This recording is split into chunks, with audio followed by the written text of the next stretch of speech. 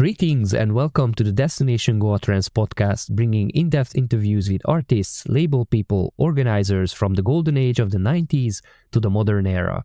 My name is Simon Peter and I'm here with the one and only Tibus. Awesome! Let's talk about Goa Trance. But before we do that, let me remind you to hit the like button and share the show so that new people can tune in. Peter, do you know which was the first ever Goa Trance label? Of course, it was Dragonfly Records, launched in 1993 in London.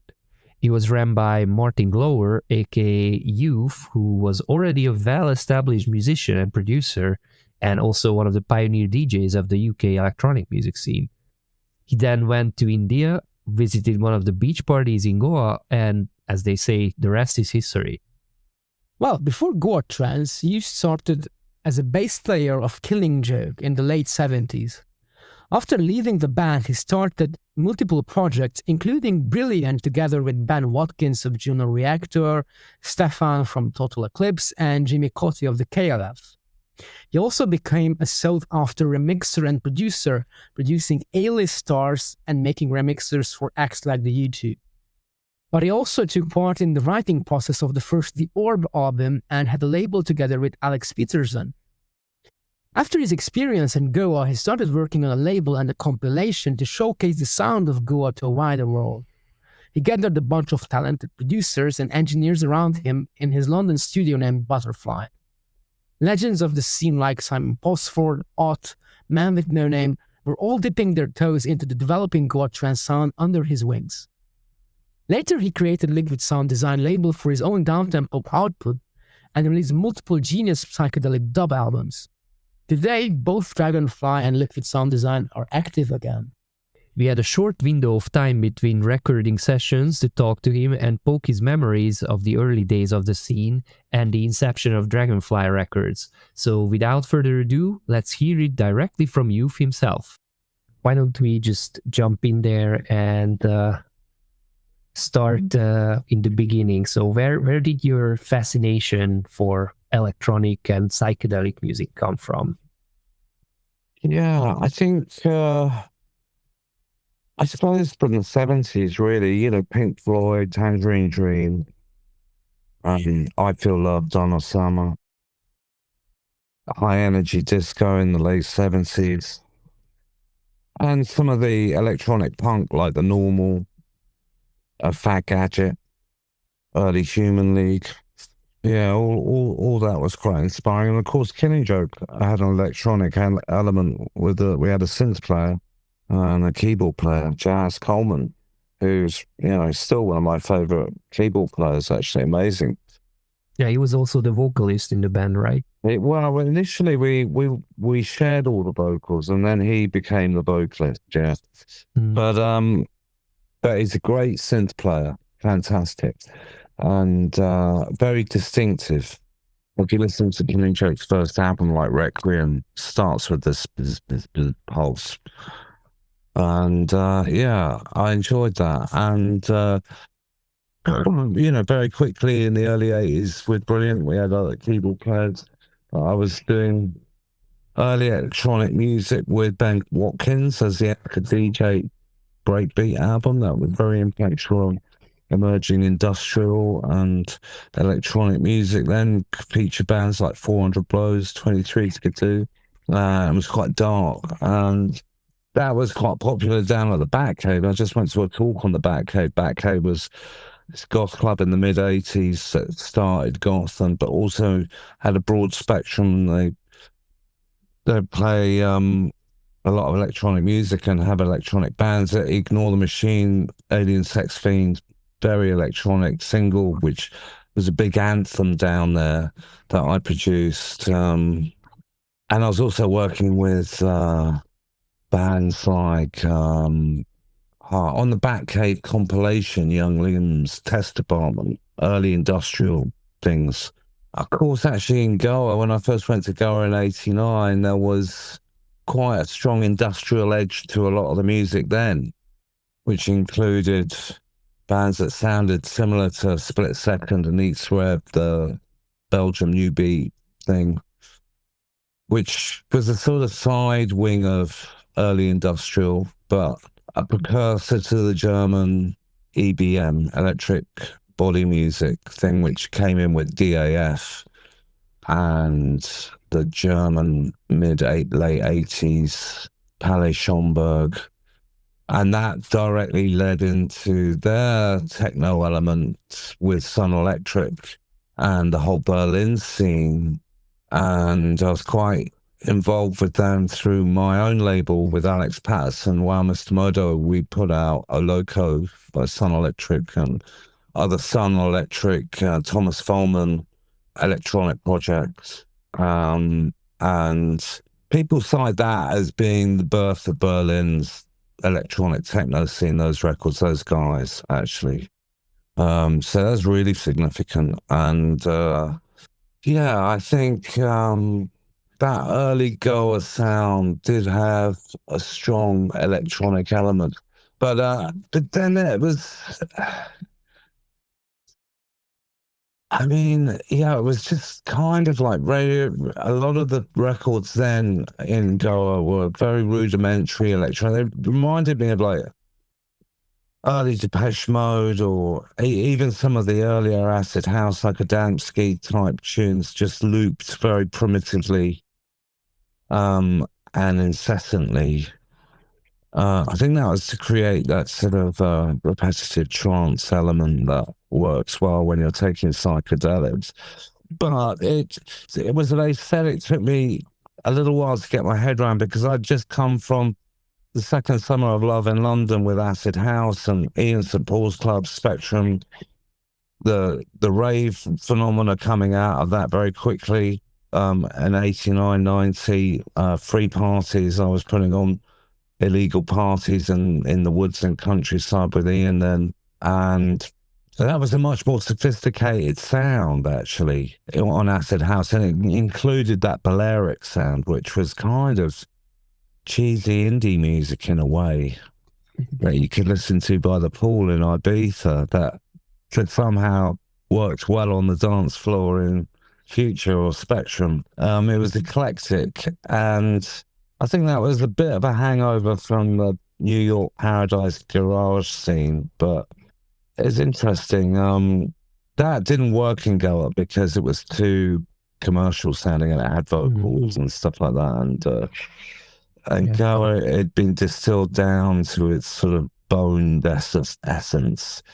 But of course, very quickly coming back from Goa the first year and in 1990, I mean, that first year I met a lot of DJs there and they all had books of their sets, or their fans did, listing all the set lists going back 4 or 5 years. And looking at those set lists, I realized many of those records that were big anthems there were from my records of Heavy Duty Breaks, Empty Quarter, Glass Finger, and that was one of Goa Gil's favourites, Glass Finger, and also a big chunk of the Wow Modo catalogue, many of which of those records didn't sell anything at the time, but have connected and been re-edited and put together on cassette in Goa, and they kind of become big anthems. So I was welcomed very warmly there. And that immediately gave me a sort of penetration into those DJs' mindsets.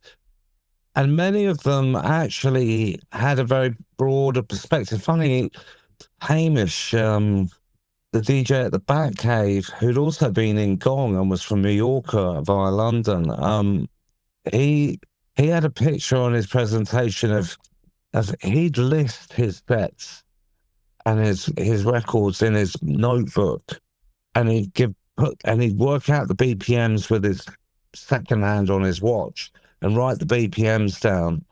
And I was like amazed. I said, what, in 1984 you were working with BPMs with punk records and things? And he was like, yeah. But he'd arranged them into categories, early, faster, tempo. A lot of the Goa DJs I met early on had done the same thing, and they had cassettes that were like yellow. That was early evening, and then peak evening. And they were all different tempos around the same tempo, and then the dark before the dawn, and then the fluffy bit at dawn. And that they didn't really know what the tracks were called sometimes. especially some of the Israeli DJs didn't have a clue, but they just had them as BPMs and color coded them. And I thought, wow, these DJs aren't really like DJs in London, which are like crate digger collectors. They're like, I was a train spotter when I was a kid. I'd stand on platforms collecting the numbers of the diesel electric trains engines going by, you know. And then I was a stamp collector collecting the big thing in the UK when I was a kid. So, you know, when I got into music and vinyl, collecting vinyl and the names and knowing everything about it was a big part of it. But in Goa, it had been abandoned a few stages before, and it was just what facilitated their set at the time. I thought that was a bit iffy, to be honest. But sometimes those guys did really cool sets. So, I mean, they still brought this sort of shamanic intuition to it. But yeah, it was odd. And I thought some of the production values with the music was, I mean, I quite liked that it was raw and lo-fi and punk rock, but over 4 hours, it'd be fatiguing on the ears. You really wanted to hear some like beautiful sounds, you know. And the only guy who could really deliver that was Laurent, I thought, who was the best DJ by a long shot. He was so popular that all the bars and cafes and the local mafias would stop other people's parties to make sure that his party went ahead, and they put so much pressure on him to have parties because he pulled the biggest crowds and they sold the most amount of beer and stuff. And eventually kind of withdrew from that. But he was phenomenal, one of the best DJs I've ever experienced, and still blows me away when I think about some of those parties I went to with him. It's just mind-blowing. And then, of course, I think the following year, or maybe by 92, 93, DAT machines were coming in. And suddenly the town was much, much better. And also, I'd gone straight back to London and recalibrated my Brixton studio Butterfly with all this Indian furniture and Indian hangings. I'd rented a house for 10 years in India at that point. I was buying a lot of stuff. I was making a lot of money as a producer and remixer. And so I recalibrated the studio, which had 5 studios in it, towards making records that would work out there. I even had Mr. and Mrs. Chan, Indian cooks, come in to provide an ashram atmosphere and a free meal for everybody working in the studio every night. And we did some legendary parties where we'd have up to 600-800 people outside, and I'd do an LSD punch with ecstasy, and they were legendary parties. And they definitely changed the culture and the scene, and facilitated a lot of these disparate engineers and artists into this new scene. And that, combined with Ian running the label and helping with the A&R and directing them on the music, created, you know, the first order Odonata. Prior to that, though, we had Electrotet on Wamodo, which was one of the first tunes I heard in India. And weirdly, it transcribed it was made by Ben and Stefan, who have both been in my indie dance band. Brilliant, the band I started after coming to it. So there's a lot of serendipity there. And we put that out and didn't do anything. And then I got into trouble going back to Goa the following year because I called one of the mixes Anjuna Dawn. And some of these hardcore Goa freaks were like, oh, you can't tell anyone about this place. You can't mention the name on record season. I said, it's too late. I've got 50 DJs coming out. All my eyes are on their way, you know. And I said, look, my job is to promote this, you know, not to keep it into this secret elite. And it'll do what it's going to do. But the world needs this sort of energy, and it has to go out there. And eventually they kind of got with the program and everybody enjoyed it. But that then facilitated a lot of those artists really calibrating the sound. Prior to that, me and Ian would just go in and play them tracks and say, look, I want this. So I'd play one of the very first tracks. In fact, the track Ian says became the template for the next 3 or 4 years was on the previous album before Odonata, which is Trance Volume 2, which is Dragonfly Trance Volume 2. I don't know why we called it Volume 2, but it was... Was it the Project to Trance, or was it? Yeah. Yeah, that's it. Yeah, and that was straight after I came back from Goa, before Ian got involved, and the Paul Jackson tune on their Transmission, Yeah. which was basically me in the studio at Butterfly with one of my assistants playing and What Time Is Love, by Careless. I did something like this, but with a different beat that goes and a bit more spacey, and so I mean, and that became actually the go-to reference. There are other tracks on there that are great and were hammered in Goa as well, but then not quite as genre-defining as that one became. And then you hear that echoed in the First Order Ordinata, where it really defines that sound and the beginnings of what was to come. And then I think that was the real peak of the scene then, from 93 to 96. Very quickly the scene splintered into a dozen other labels with hundreds of other DJs and bands and everybody jumping on it, and big events in London, official and unofficial, at Brixton Academy and all over Europe and America. I started getting DJing gigs in America.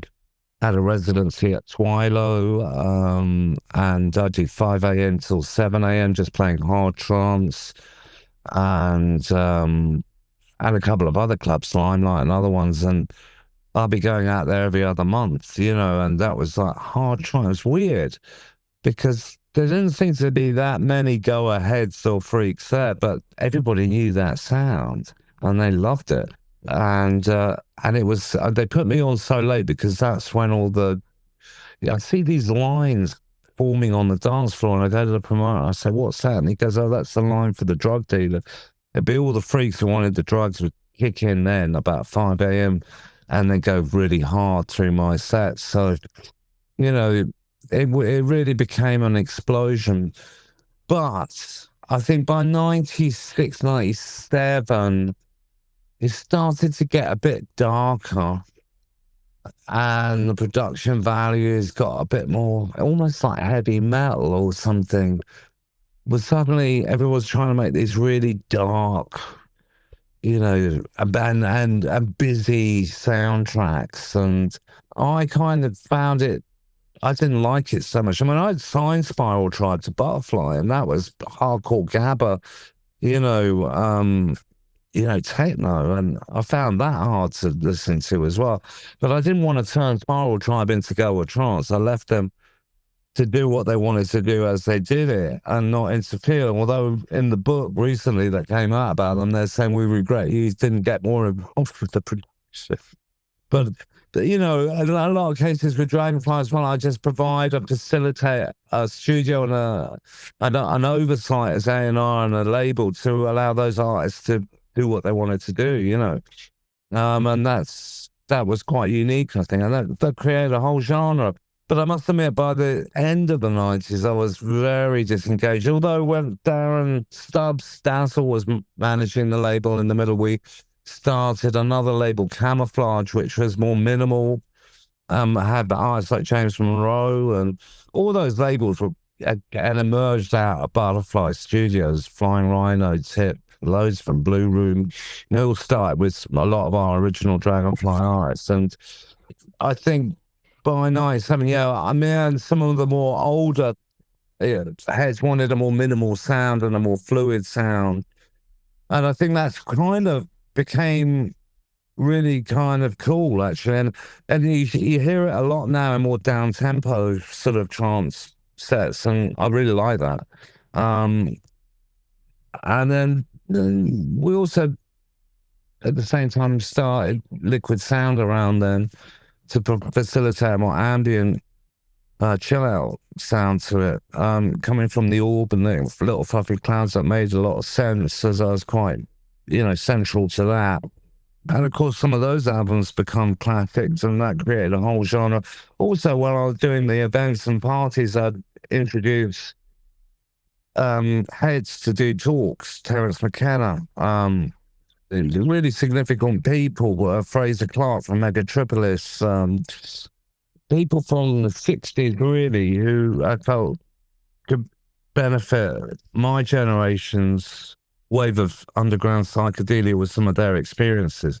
So there wasn't always a strong connection to those eras. But Hoppy, John Hopkins particularly, who'd won the UFO Club in '69, where the London Summer of Love kicked off, he was coming to Dragonfly parties. He was still taking LSD in the '90s. So he was definitely warmly invited and would do talks and tell us about the kind of community elements and the cultural elements that you wouldn't always recognize with scenes like that, and the responsibilities of that, I think, which I tried hard to reflect within the events. So you'd have the talks and information. There might be even better theatre and art gallery shows, and then maybe some dub, and then it would get into the trance about 11 midnight, and then that would go through till 9 in the morning or something, you know. Those events, that sort of format has become very popular. And I've noticed that this summer in a lot of festivals in the UK, everywhere, you know, the combination of those three, you know, intellectual stimulation from heads, talks, chill out spaces, and other kinds of music and performance art, and then some banging dance music, you know. Also, I mean, you see that everywhere now, especially in Azora. Azora are very good at combining that with the gallery and having kind of a broad spectrum, even though it's very trance-centric, you know. Yeah, I think these days it's mostly like a festival experience. Like if you go to an everyday or a weekend party, you get less of the multicultural experience. Of course, the visuals are still a big part of it. It's an important element of a party, but you get maybe less of the talks, less of the spiritual element directly injected into the party, unless there is an organizer who is really keen on like adding these elements in. When do you think this got kind of lost from the culture, or why was it so important back then? I mean, obviously, as it was kind of re-imported into the UK from Goa, it initially had these elements, but there was, it seems, a fertile ground already. There was some previous knowledge of this, like you mentioned, from the late 60s. There was an aptitude for this culture. It's always been there, you know. I mean, it goes back hundreds of thousands of years.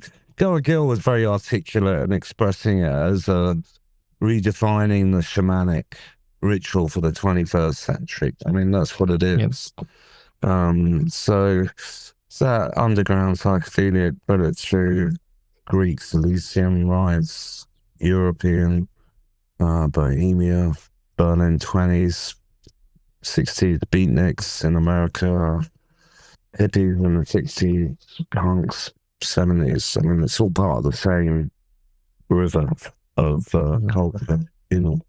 Actually, Chet Helms, who started the Family Dog in the West Coast in the 60s, which was big Avalon Ballroom, all the big Deadhead, you know, events initially.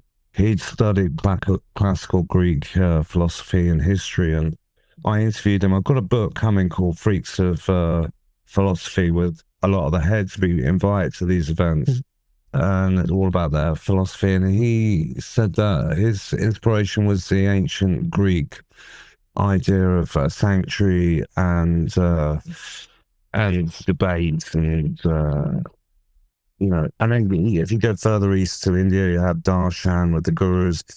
They're all very connected. Into Africa, they have a similar thing. And I think in modern Western culture, it's been forgotten a lot and replaced by a fairly bland Christian religion. I mean, not so much in London, we're very multicultural, but certainly, I mean, even in Spain, less than 2% of the population go to church anymore. In the UK, I think it's around the same. So there's a vacuum of spiritual expression in the UK. It's been replaced by political science and things like that.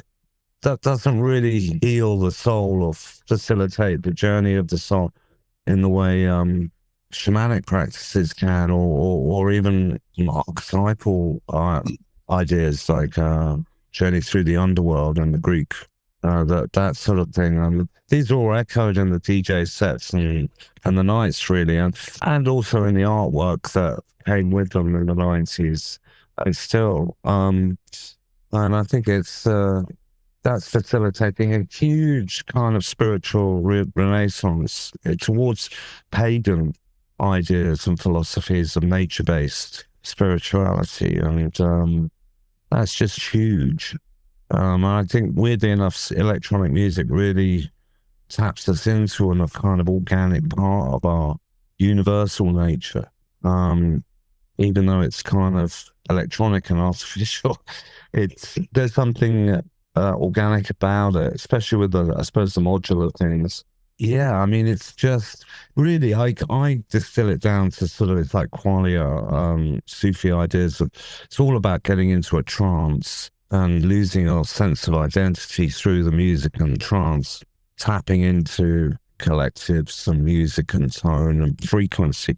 Frequency is really important. Frequency, the spaceships we travel on to go through those rites of passage. And I think, actually, if you go back to 4,000 or 5,000 years ago, all the Neolithic chambers and cairns were all tuned to 111 kilohertz mainly, and they would have used sound with that frequency as part of their initiation ceremonies for sure.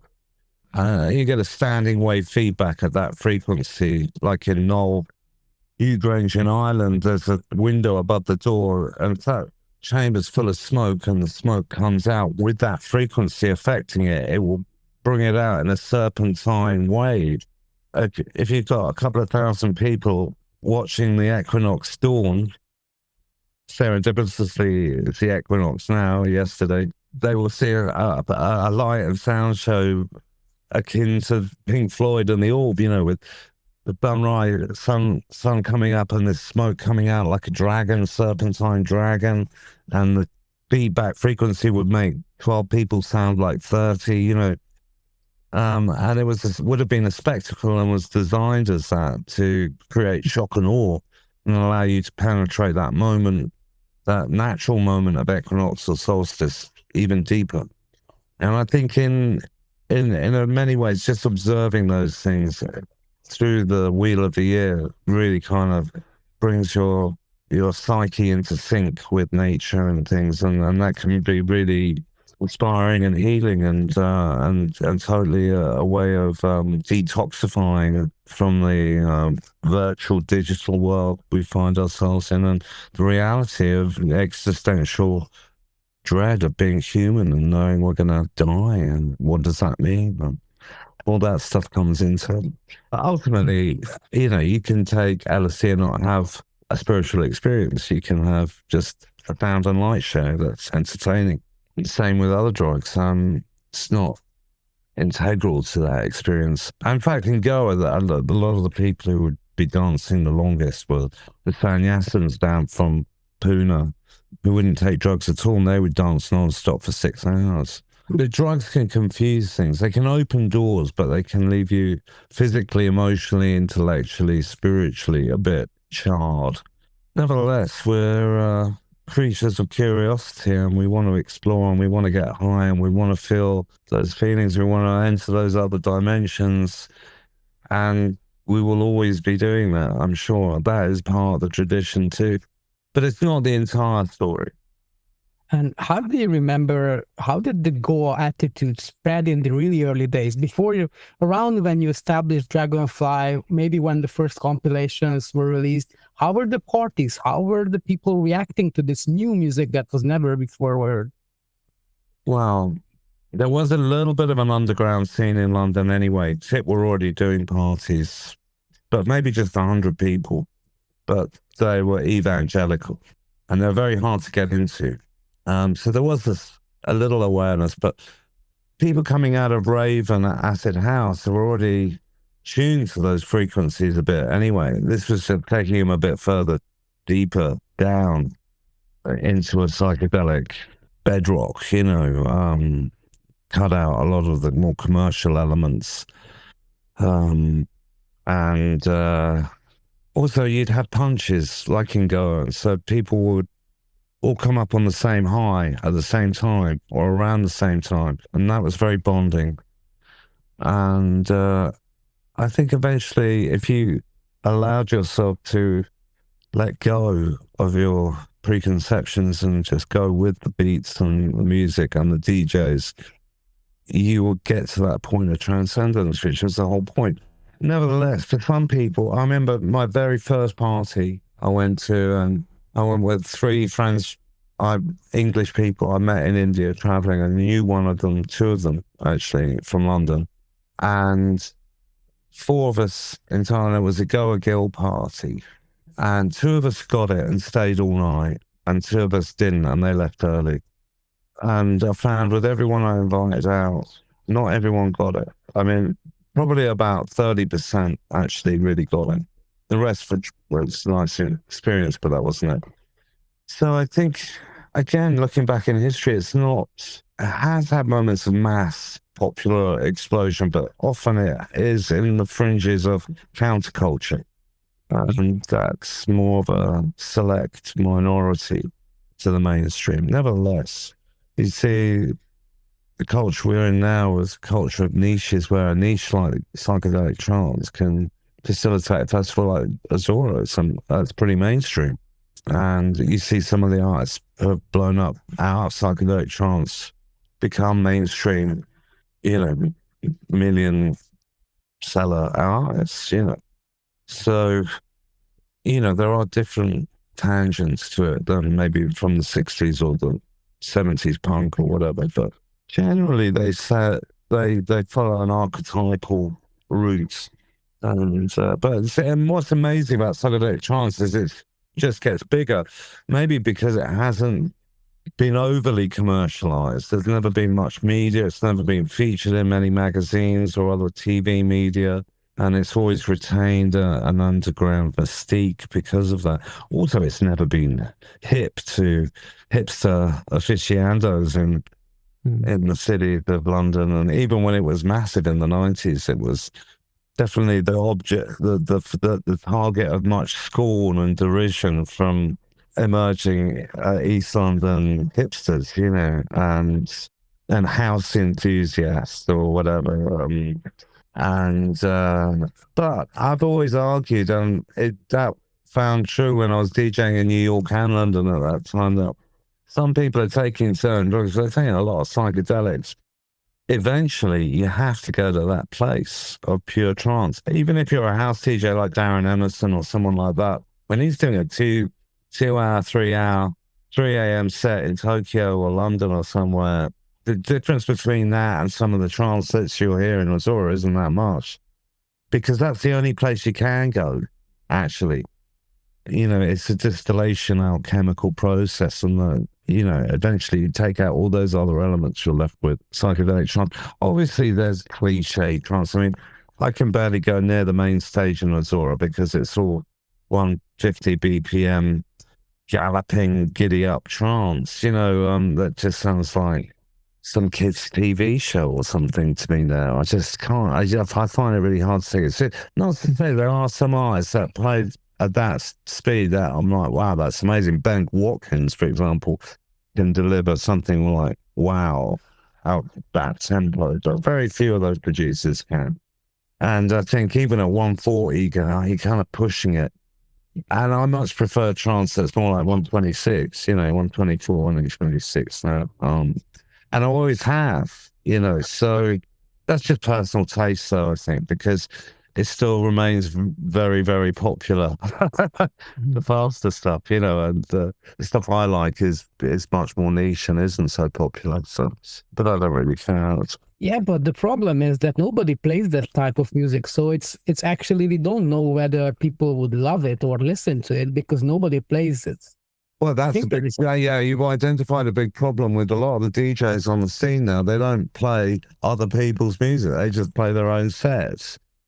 And they may call it a live set and get a bit more money for that, or they just do a DJ set and they're just playing their last bangers they've made for the last 2 years or a history of. And you still get a few DJs that will play a lot of different kinds of music, and essentially that's dipped down to just DJs promoting their own music. That's fine. If it's man with no name, I just want to hear a set of man with no name, really. I mean, but if it's, you know, what I loved about the great DJs of the scene of your one was their selection process. They would get the best of all the best. It wouldn't just be their personal best; it'd be the best of the best, and that would fit their story. And of course, that's got to be better, I think. So, you know, often they're not listening to other people's music at all anymore. They're just, you know, making their own music. It's interesting to kind of contrast this to the trends in the late 80s, early 90s. So you had this kind of wave of new music coming through the US, the American Midwest, like Chicago, and the East Coast, like New York, and then coming towards England with a little bit of a Balearic element as well from Ibiza, and then it arrives to the UK and it explodes. And the Detroit techno was massive as well, and that was kind of interesting and kind of worked in a go away as many ways as well. Yeah, but it was interesting that in the US it was a local kind of thing. It was always like a small scene, but then it arrives to England and it exploded on the world, basically. London is the nexus. It's the nexus for many things and for trance. Kevin Saunderson coming to London and seeing 2,000 people go nuts, or Marshall Jefferson to their records in Shum or Spectrum blew their minds. They were like, and then they had 10 years of like creaming hundreds of remix commissions off the back of it from British labels often. And everybody did well out of that. And London has a nexus point here because of many things. It's still a mystery, but it's more important than New York, LA, Paris, anywhere else for that kind of culture. And has been for a long time. Do you look what comes out of this city from punk, blitz, new romantics, early electronic music, trance, I mean, all of it.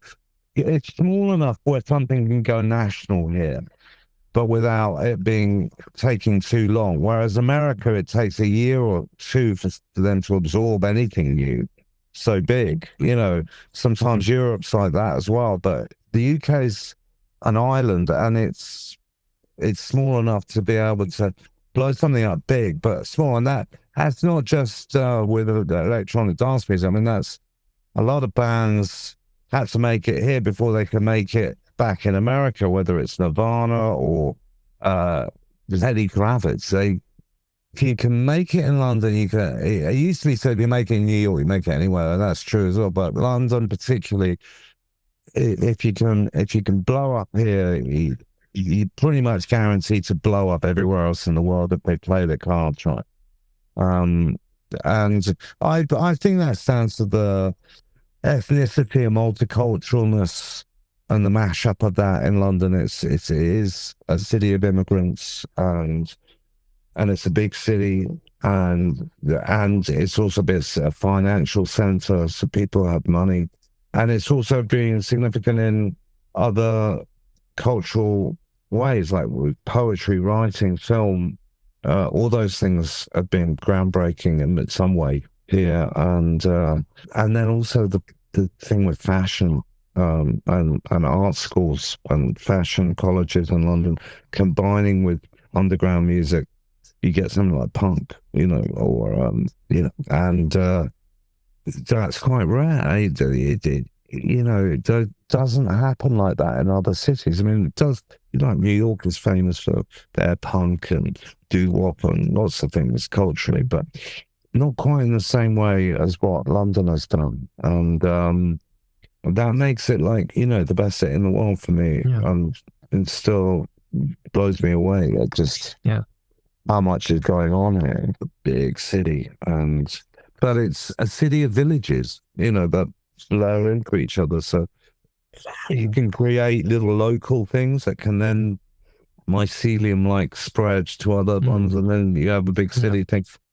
And of course, other cities like Liverpool and Manchester have big musical heritages, and similar things happen there. But they eventually all have to come to London to take it further, you know.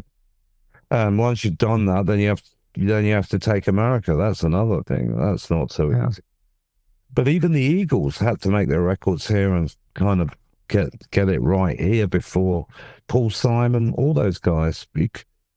It's a phenomenon, London, and some dub DJs the other day were saying like London is the capital of dub because none of the international dub DJs will go to America. No one's going to America at the moment. So because of the ICE fascism that's happening there, and the threat of being held in an ICE detention center at immigration, is like, let's not go. So, they're all coming to London, and London's actually getting a really good buzz because of that. And of course, London's full of Americans at the moment. A lot of Americans don't want to be in America either.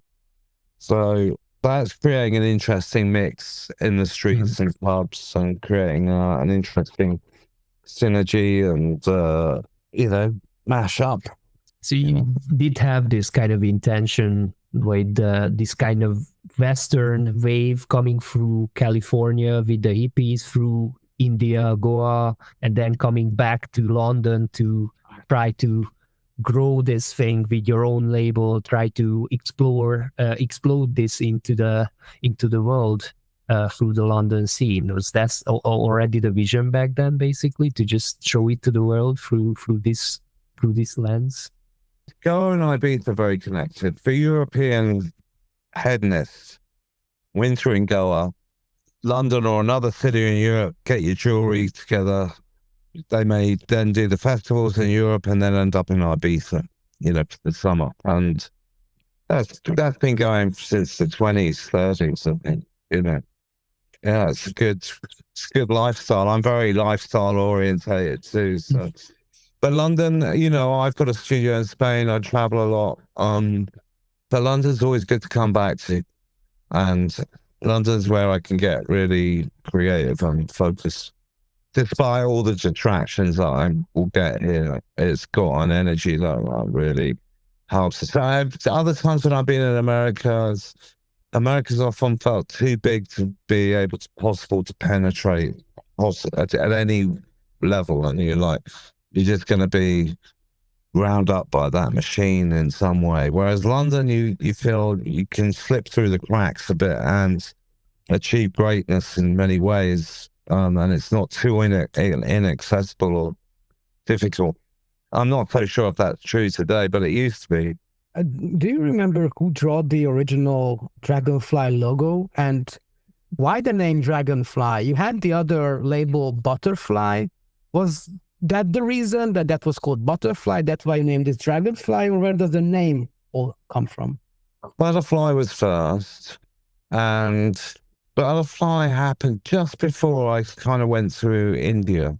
So Butterfly was my attempt to create a London 60s psychedelic hippie aesthetic in London, with the studio a cross between Apple and Motown or something, like the Apple Boutique or some of the Granny Takes a Trip shops, something very psychedelic, flamboyant, but still quite focused and professional.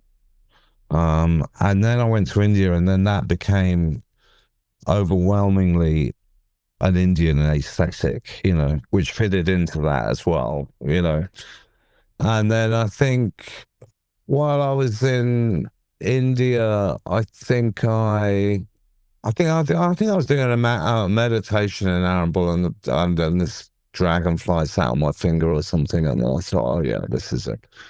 And initially, I think the first Dragonfly logo on Project 2 Trance was done by Madge, who'd done a lot of the Orb artwork, Mad Art. And then one of his collaborators, Nick Burton, who's also been a drummer in the band Westworld and stuff, he was an Orb associate. He did the butterfly logo. And then he redid it better a few years later. It was a bit more basic initially. But at 91, I think I got Nick Seymour from Crowded House, who'd done a lot of the designs for Surfwear company, forget their name, but they were very popular with the Acid House kids, and they were very bright. Mambo, he'd done a lot of designs for Mambo company, and I said, "Oh, can you do me a Dragonfly logo?" And he did, which was in a Mambo style, and that we used that for just a couple of releases. I think those are very rare releases now, and that was like a dragonfly with tower block wings or something. It was black and white. And then I think Nick also then redid the Dragonfly logo. But then I started working with Buggy G Riphead, who'd done the Future Sound of London artwork and was using a lot of computer stuff. And from Order Road and Arthur 2 onwards, he started doing the next 5 or 6 Order Road and Arthur artworks, logos and designs. And that was a bit more Future Sound of London. And then when we started Liquid Sound Design, we were using Mark Neal, was a very important part of that story as a designer. And he'd done a lot of some of the Dragonfly stuff and was doing all of the Liquid Sound Design stuff. And he was also doing Hallucinogen and a lot of those label stuff. And he would take my drawings, my little ink drawings, and we'd use them as a series of artwork with his design on for a number of years.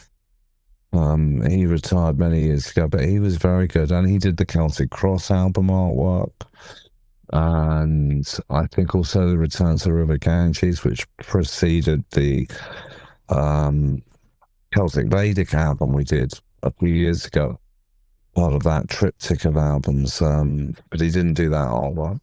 But yeah, the aesthetic and the design was important, but it was fairly random. It wasn't really that well thought out. Well, I didn't have a manifesto or anything for the label politically. But I think I was going to do a book with Mark Neal about Butterfly, and we actually put it together and then just didn't publish it. And I think that will come out eventually. And that explained the philosophy of what I was trying to achieve with Butterfly and Dragonfly. Butterfly was a much broader label. We had